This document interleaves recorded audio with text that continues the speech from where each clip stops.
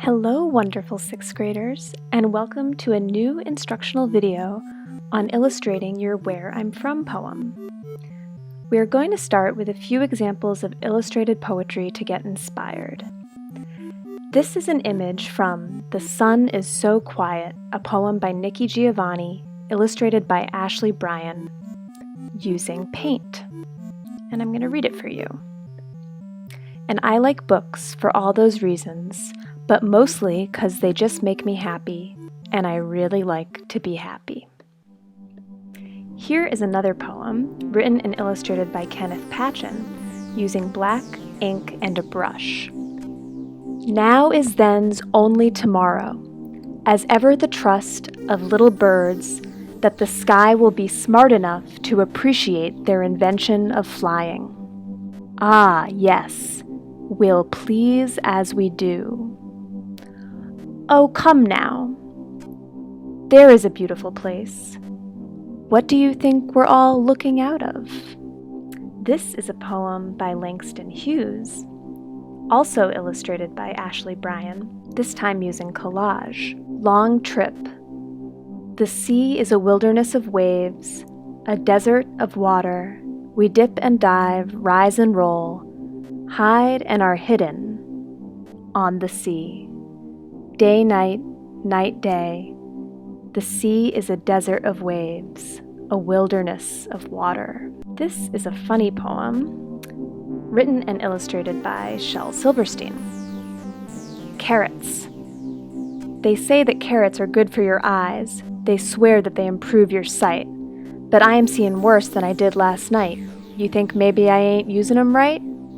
And here is another one, also by Shel Silverstein.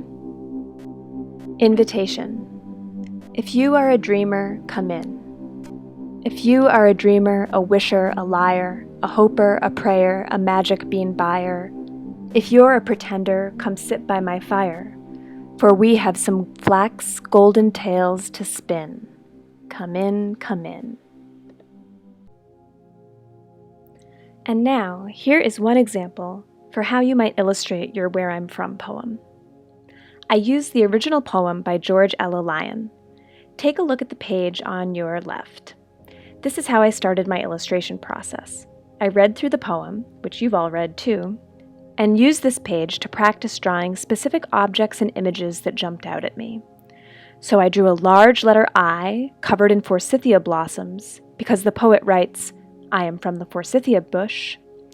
And I also drew some clothespins up at the top of the page, steaming black coffee in a mug, eyeglasses, and the black dirt from under the porch that she writes was glistening and tasted like beets. I also drew an old school bottle of Clorox. George Ella Lyon was a child in the 1950s, so I Googled 1950s Clorox bottle to find my image reference. And in fact, I use Google image reference for all of these drawings. Once I had my page of sketches, I used a new page, and you can see it on the right side, to redraw the images alongside the poem. I drew the images near the part of the poem where the poet mentions them. So, up at the top, where she writes, I am from clothespins, that's where I drew the clothespins. Once I finished, I chose a green pen to add some accent color. If you have colored pencils or markers, you could pick 2 accent colors or color the whole page. There are many ways to modify this activity. You could pick just one object from your poem and create a larger drawing of it to go next to the poem text. You could also take a more abstract approach and either use paper and art supplies or the sketchbook app to make a decorative border around your poem using colors and patterns. You could make your own symbols, like in this example, or use specific images, like this example with cats, or this example with birds, or this one with flowers.